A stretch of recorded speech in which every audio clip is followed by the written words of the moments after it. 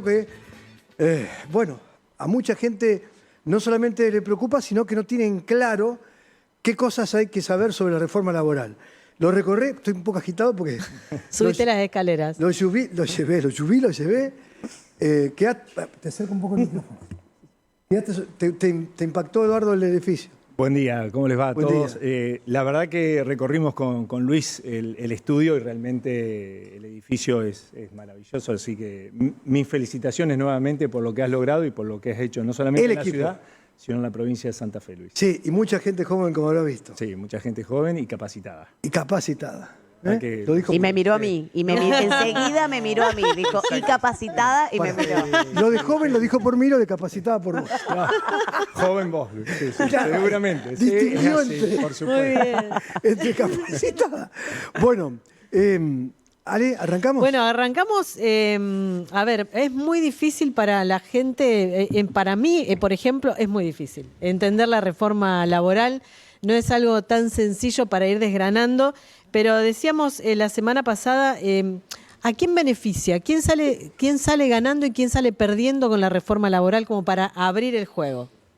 Y, a ver, yo creo que es una pregunta un poco capciosa, porque la verdad parecería que tenemos que estar de un lado de la grieta para ver si son trabajadores o empleadores. Sí. Obviamente, acá hay algunos institutos tradicionales del derecho laboral que se van a ver afectados, entre ellos la indemnización por despido, ciertas presunciones, el periodo de prueba, la posibilidad de ser trabajador independiente con colaboradores, pero a lo mejor las normas de derecho laboral referidas al fraude laboral no se derogaron. Entonces, a lo mejor algún empleador por esa vía trata de generar un fraude laboral. Entonces, a simple vista parecería que quien pierde es el trabajador o los trabajadores. Pero indudablemente el mensaje político de esto ha sido llevar adelante una reforma para generar mayor cantidad de trabajo, ¿no? Mayor empleo.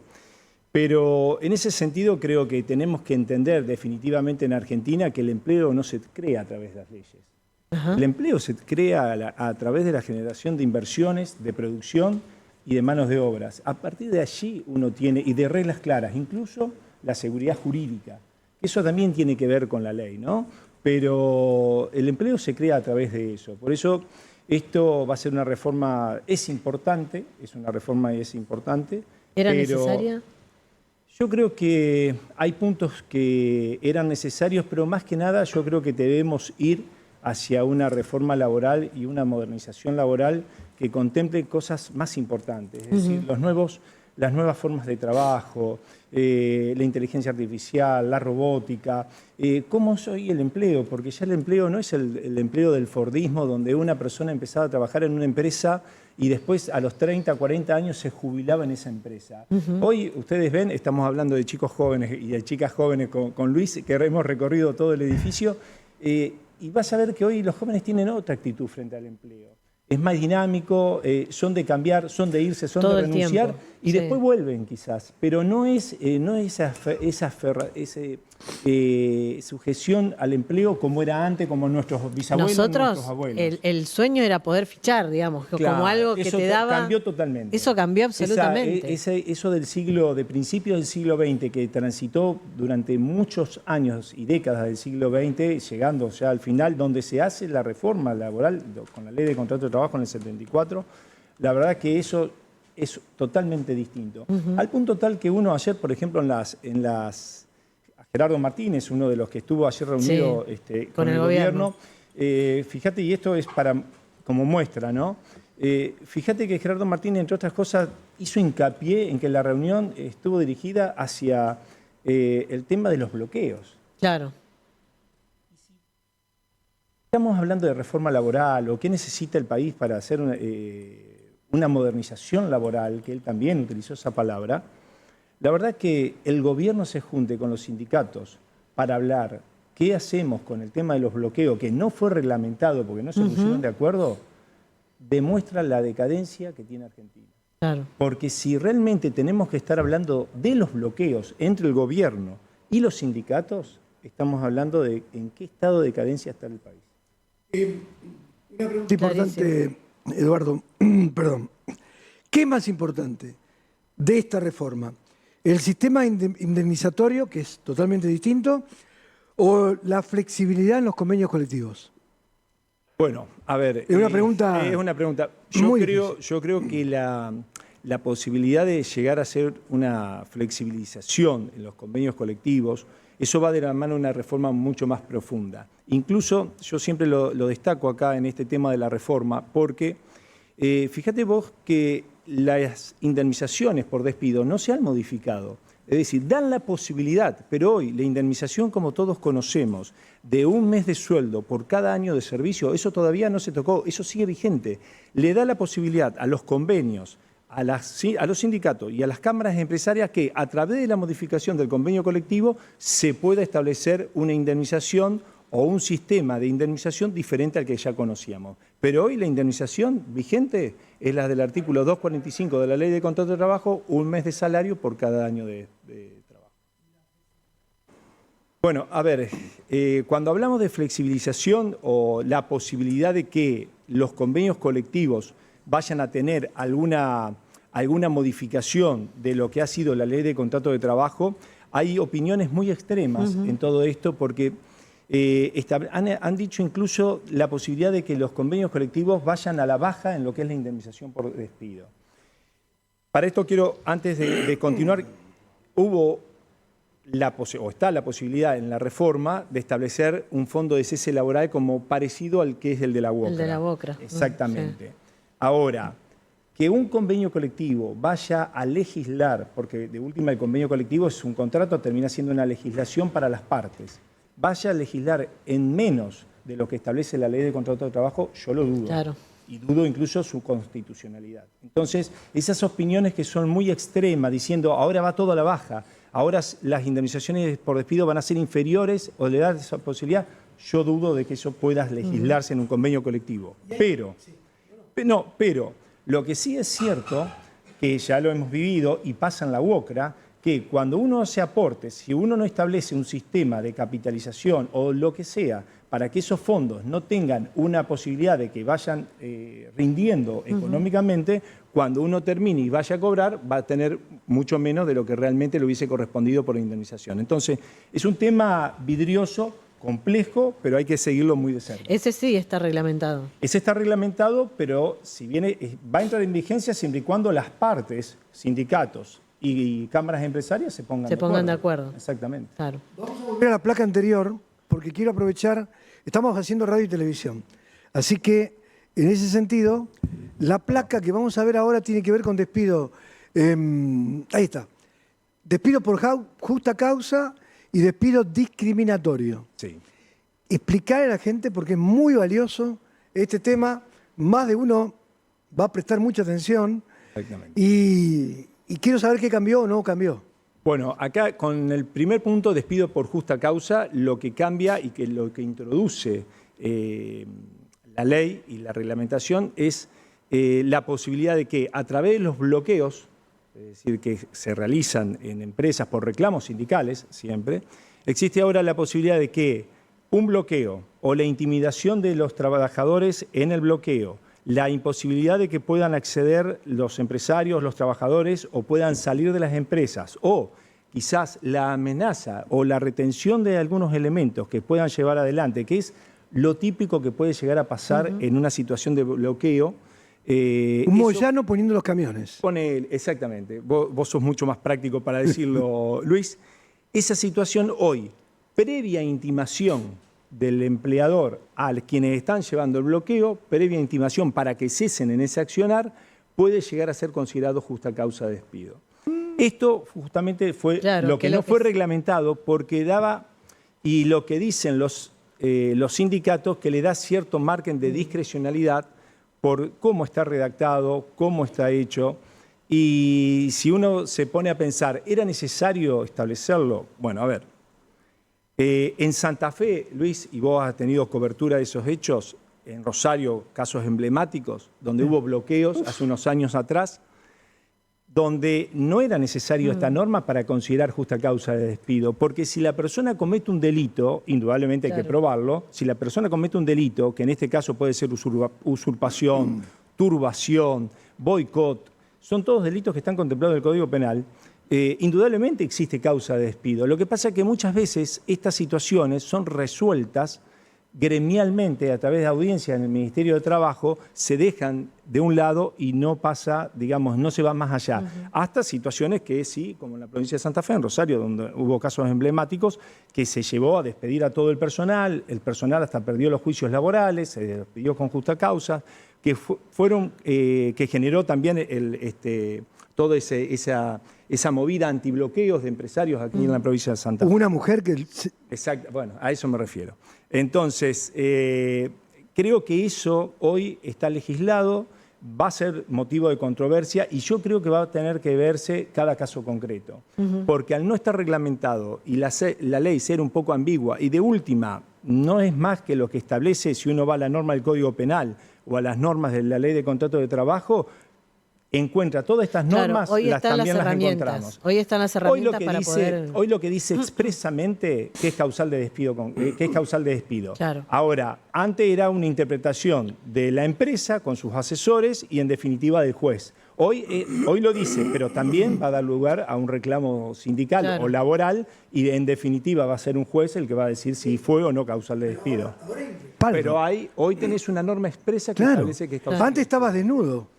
No tanto, por eso te digo, Luis, no tanto. Yo creo que si ibas a la Ley de Contrato de Trabajo, ibas al Código Penal, ibas a encontrar elementos. Lo que pasa es que había... Pero te tenías que animar. Claro, hay ciertas cosas que la ley, cuando lo dice expresamente, como en este caso, es como que le da una herramienta a los operadores jurídicos para tener un mayor respaldo, como vos acabas de decir. Esto habla del bloqueo, no de los paros. No, claro.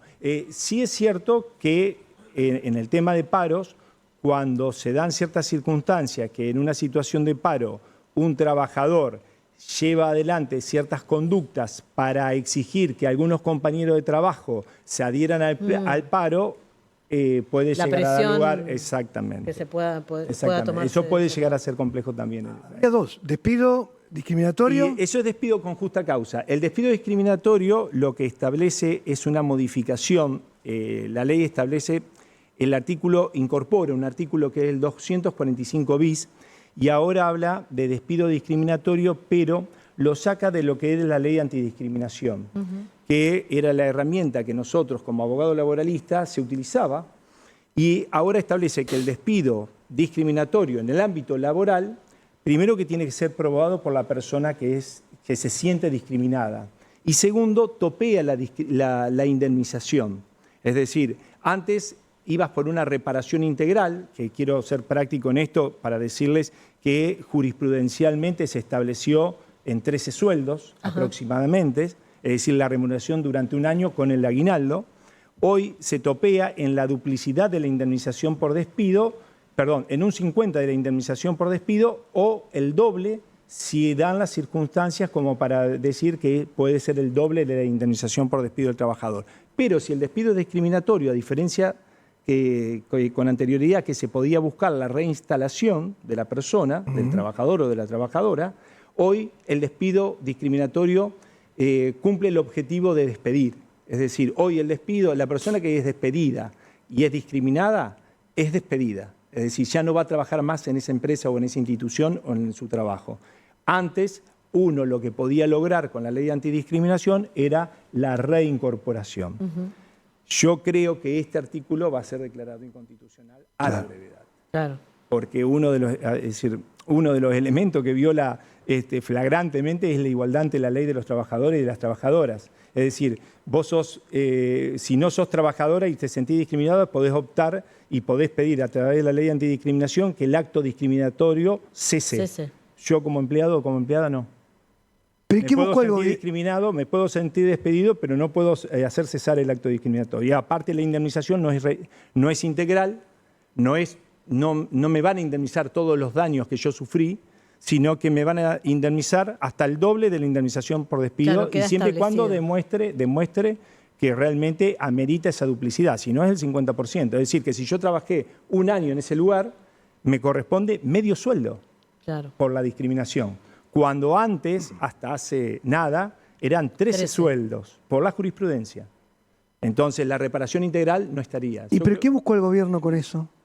Yo creo que en esto la ley en sí fue legislada por un sector, y esto, acá tomo un poco lo que vos me decías, la pregunta del principio, es decir, quién gana y quién pierde. A ver, en esto es cierto que quienes legislaron esta reforma pertenecen a un sector vinculado principalmente con el sector patronal. Y esto no es peyorativo, esto no estoy criticando nada, simplemente que hicieron y tomaron una mirada exclusivamente, que es la mirada del empresario o del empleador principalmente, y dicen, bueno, yo he tenido situaciones digamos, de discriminación que considero que no lo fueron, que no pudo probar la persona, porque convengamos que cuando hay discriminación juega mucho la declaración de la persona discriminada como una declaración testimonial. Claro. Entonces, si yo tengo que cambiar esto y tengo que buscar testigos y tengo que buscar compañeros de trabajo que siguen trabajando, que me salgan de testigos, imagínate que nunca más voy a poder ganar un juicio por discriminación. Creo que hay ciertas cosas en la ley que creo que es más una mirada pro empleador para solucionar algunos temas, como por ejemplo la derogación de las leyes que establecieron multas o indemnizaciones agravadas por trabajo no registrado, o el periodo de prueba, por ejemplo. Es una pregunta que yo le he hecho a algunos colegas y que algunos quizás no lo había visto de esa manera. Y tiene que ver un poco desde qué punto de vista ha sido legislada esta norma. Fíjense que el periodo de prueba, que siempre era de 3 meses, cualquiera sea la actividad y cualquiera fuera el tamaño de la empresa, que yo lo he criticado permanentemente porque no todos los empleos son iguales y la posibilidad de ser probado es igual en una empresa o en otra, pero no importa. Ahora se da la posibilidad de, por convenio colectivo, extenderlo a 8 meses, ahora es de 6 meses, extenderlo a 8 meses si la empresa es de 6 trabajadores a 100. Y para las empresas pequeñas, hasta 5 trabajadores, el periodo de prueba puede ser de 1 año, por convenio colectivo también. Entonces, es lo que yo les decía. Imagínense ustedes un negocio, un comercio de 4 trabajadores, donde el dueño del negocio está en la caja, los 4 trabajadores están allí en su negocio, que no puede ser más grande a lo mejor que este salón. ¿A ustedes les parece que necesita 1 año para conocer que esa persona que repone mercadería es buena o es mala? ¿O es un guiño del legislador y del gobierno a las MIPYMES, a los pequeños emprendedores que no le están cerrando los números? Para que tengan trabajadores durante 1 año y durante 1 año yo lo tengo, si no me convence o lo quiero despedir, lo despido y no le pago indemnización. Porque el periodo de prueba lo que trae aparejado es que si yo te despido no te pago indemnización. Entonces, lo que hay realmente ahí es una forma de legislar con un guiño hacia un sector. Y acá es un guiño a un sector, MIPYME, muy pequeño, que todos sabemos, si uno recorremos acá el entorno nuestro, acá del macrocentro de Santa Fe y el centro de Santa Fe, vamos a encontrar un montón de locales pequeños, con pocos trabajadores, que no necesitan 1 año para darse cuenta si ese trabajador es bueno o es malo, si tengo que tenerlo 1 año en periodo de prueba. Pero sí me parece que es un guiño porque ese negocio quizás no le cierran los números. Entonces, por izquierda, porque en realidad lo que debería tener es una legislación un poco más profunda y una manera de contratar un poco más prolija, con algunos contratos especiales para empleo, para pequeños empresarios o emprendedores, y no darle un periodo de prueba que realmente es una contratación sin indemnización encubierta. Claro. ¿Eva? Quería hacer una consulta respecto a la placa anterior que habíamos visto, despido por justa causa y despido discriminatorio. En el caso de despido discriminatorio, el trabajador tiene que comprobar que tuvo un acto discriminatorio la empresa con él. En el caso de despido por justa causa, ¿qué se toma también como toma de establecimiento? Y si el empleador tiene que también demostrar que el trabajador tomó el edificio. Sí, y hay una palabra, está muy buena la pregunta, y hay una palabra que dice participación activa. Participación activa. ¿Qué sería participación activa? Claro. Por eso la legislación es muy fino. Muy fino. Claro. Por eso, a ver, si tenés participación activa, tenés también participación pasiva. Y si yo participé, pero pasivamente participé en la toma del establecimiento, ¿qué sería eso? Claro, exacto. La redacción no es buena, no es feliz, va a dar lugar a mucho conflicto. Ahora, el empleador va a tener que probar. A ver, doctor, ¿cómo van a redactar una ley tan importante con elementos desafortunados. Es decir, no se puede entender que no esté bien explicado. Estamos hablando de un gobierno nacional. Es 1 más 1. Pero Luis, a ver, debemos ser uno de los países que más leyes inconstitucionales hemos tenido a lo largo de la historia. O sea, no es novedoso. El problema nuestro es que el Congreso saca leyes que no son constitucionales y no tienen buena redacción. Amigos que se dedican precisamente al derecho parlamentario, cuando ven este tipo de normas se tiran de los pelos, pero porque la forma en que están redactadas son terribles. Realmente es muy, muy mala la redacción. Es más, por eso te digo, hay cosas que ni siquiera debían ser redactadas. Por ejemplo, el tema de los bloqueos, si uno va a la norma de la Ley de Contrato de Trabajo, si uno va al Código Penal, está todo. No era necesario redactar esto. Obviamente sí, había que tener el respaldo posterior de la justicia que te dé lugar a este tema, como lo tuvieron, por ejemplo, esta gente de Rosario, que tuvo la fortaleza y la idea de decir, mirá, esta gente está cometiendo un delito y tenés que tener un fiscal que te apoye en esto. Hoy tenés un respaldo legal, es cierto. Ahora, hay ciertas situaciones, como por ejemplo el tema de las presunciones, que ahora la sacaron para las locaciones de servicio en el ámbito laboral, o por ejemplo los trabajadores independientes con colaboradores. Los trabajadores independientes con colaboradores realmente es un invento, es increíble que haya sido redactado, porque nadie duda de que una persona que es independiente, un autónomo, un monotributista, puede tener 3 monotributistas o 2 monotributistas a su cargo y con eso trabajar.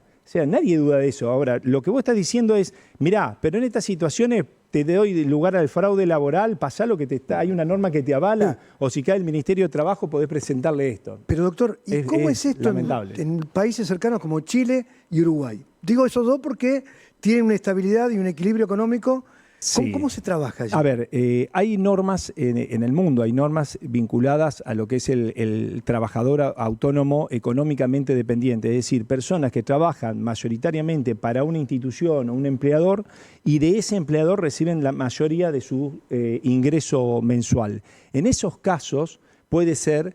A ver, esos casos son particularmente legislados y está vinculado precisamente a los profesionales, está vinculado principalmente a trabajadores de plataformas, personas que hacen programas, que realmente trabajan para 1 o 2 empresas, pero que son las que generalmente le brindan ese trabajo. Y ahí sí, a lo mejor vos sos un trabajador independiente y para un proyecto que te contrate estas empresas que a veces son de afuera, son extranjeras, bueno, vos contratás 2 o 3 colaboradores que te van a ayudar a hacer ese programa. Ese proyecto puntual. Exactamente. Para eso, yo digo, esa norma es válida. Ahora, por ejemplo, me decía los otros días un colega acá en la ciudad de Santa Fe que ya tenía él en la institución que está asesorando, veía la posibilidad de contratar a la persona que estaba trabajando para ponerla como trabajador autónomo independiente.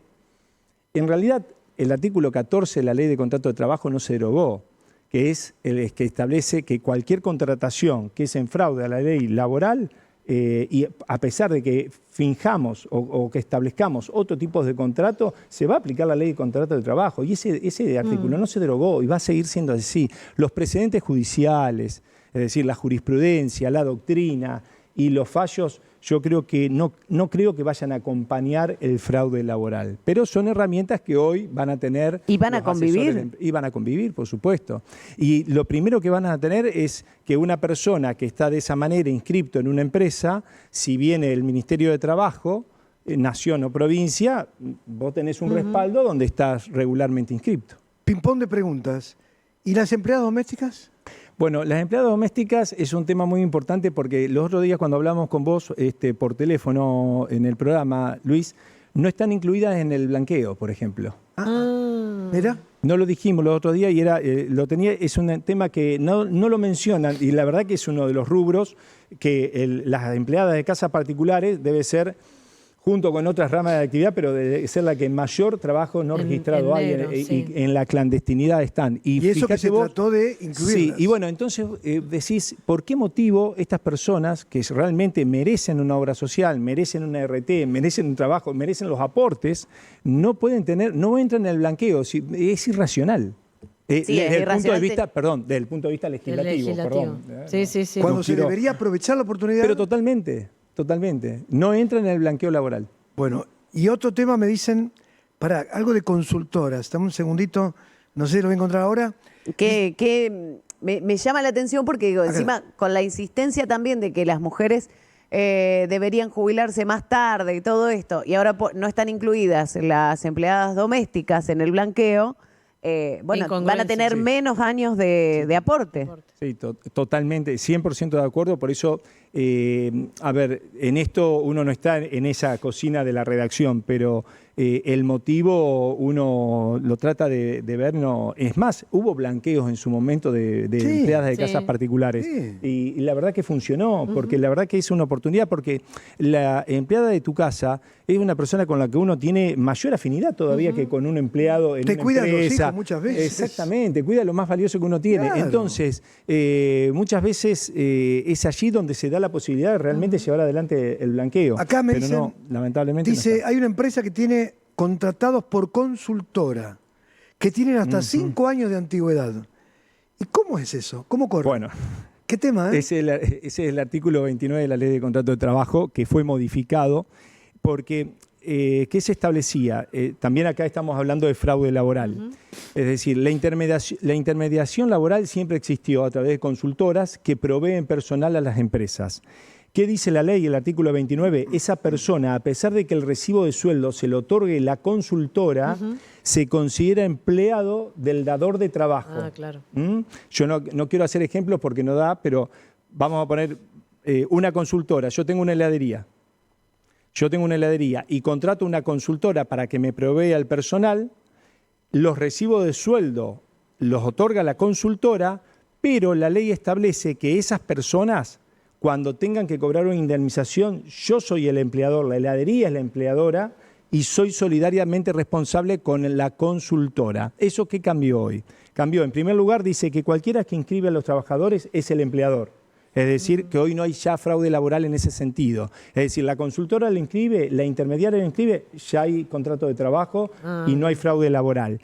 Y además que eso cambia bastante en lo que ha sido siempre la posibilidad de reclamar una indemnización agravada, incluso que hoy han sido derogadas, porque se establecía a través de un fallo, de un precedente judicial, de un plenario de la Cámara Nacional de Trabajo, que establecía que aquellas personas que eran contratadas de esta manera podían cobrar de la parte de esta heladería, podía cobrar una indemnización especial agravada, que la indemnización por no registración. Esto fue motivo de muchas críticas y de muchas polémicas por parte de los empleadores que consideraban que el empleado estaba registrado, pero para la ley, o mejor dicho, para la justicia, era un empleado, como se dice vulgarmente, en negro. En negro. No sé si esto lo puedes responder, Eduardo, pero lo busqué este artículo porque me llamó la atención.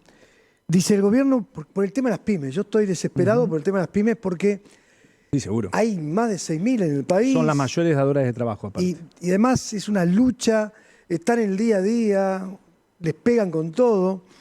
Dice que está buscando que sea optativo el aporte que tienen que hacer las pymes a entidades empresariales. Claro, eso debe ser, no lo tengo, no lo leí al artículo, ni estoy en conocimiento, Ahí está la pero bajada. dice desde el ministerio. Paguen por sus empleados. Esto, Digo, porque es un tema, ¿eh? Si querés lo leo en el principio. sí, mensualmente a las entidades empresariales.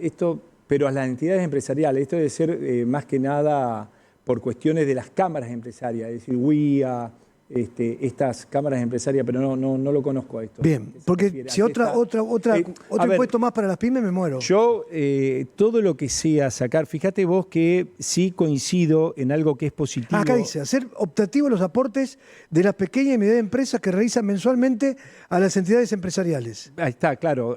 Por ejemplo, a las empresas CAME, Sí. a las cámaras de comercio y demás. Eso habría que leerlo bien, habría que leer el proyecto, no lo tengo en cuenta. ¿Cómo están las pymes? No, las pymes están pasando una situación muy crítica, pero porque nadie escapa a la situación, Luis, del país. Pero esto tampoco nació con este gobierno, y no vengo a hacer política, pero esto es realmente una situación que viene de años, de décadas en Argentina.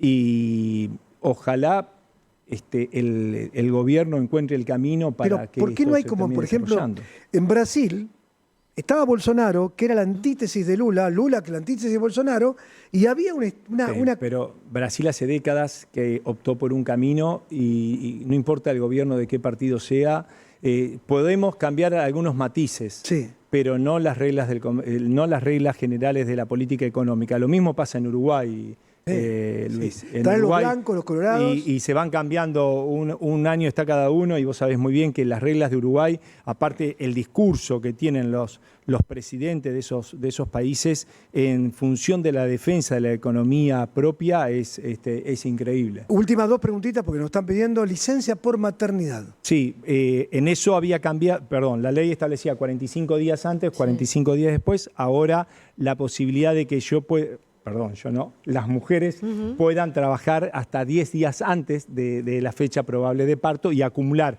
esos otros 35 días con posterioridad. Para después. Sí, sí, sí. Bien. Sí, sí. Y el otro, la derogación de la ley 25.323. Bueno, esas son... Explicale qué es la ley. Claro, en realidad son dos leyes, la 25.323 y la 24.013. Son dos leyes que establecían indemnizaciones agravadas por el trabajo no registrado o deficientemente registrados, lo que se llamó en general en la polémica que hubo, las multas, que eran indemnizaciones agravadas que iban a favor de los trabajadores en el supuesto caso que estén, digamos, deficientemente registrados o en negro. Al ser derogadas,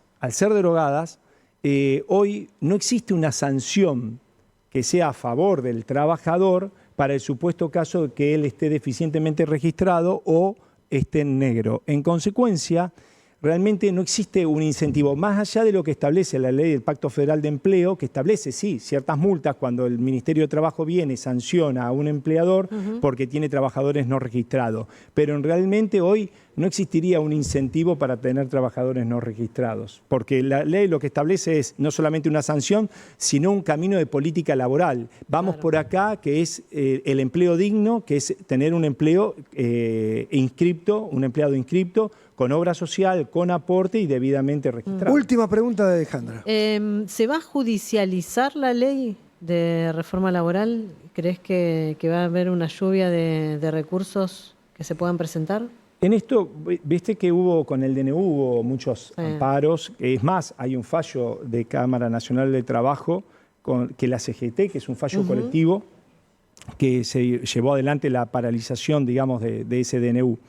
Yo creo que acá la ley está vigente, las leyes derogadas están derogadas y lo que va a suceder es que se van a plantear las inconstitucionalidades en los casos concretos. Claro. Es decir, por ejemplo, un trabajador no registrado o un trabajador en negro, como se dice habitualmente, va a poder reclamar daños sin perjuicios porque nunca me inscribió mi empleador. Supongamos, yo tuve 10 años trabajando en negro, en consecuencia voy a reclamar ese daño y perjuicio previsional, un daño y perjuicio moral, un daño y perjuicio por no poder acceder al fondo de desempleo. Bueno, todo ese daño va a tener que ser indemnizado.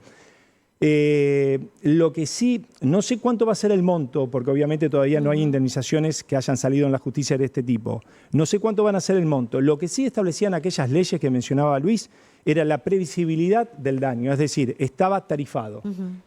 Por trabajador en negro era tanto dinero, la duplicidad, una cuarta parte de las remuneraciones que habían sido devengadas, X. Pero ahora se abre un abanico de reclamos que no sabemos cuál va a ser el monto y realmente hay una incertidumbre, tanto para el trabajador si es poco o para el empleador si termina siendo más gravoso que la ley tarifada. Bueno, y ya está Rodrigo, bueno, dice, ¿y los choferes de taxi que son monotributistas o remiseros y no se puede? ¿Cómo se modifica? Mirá que te escuchan los taxistas y los remiseros.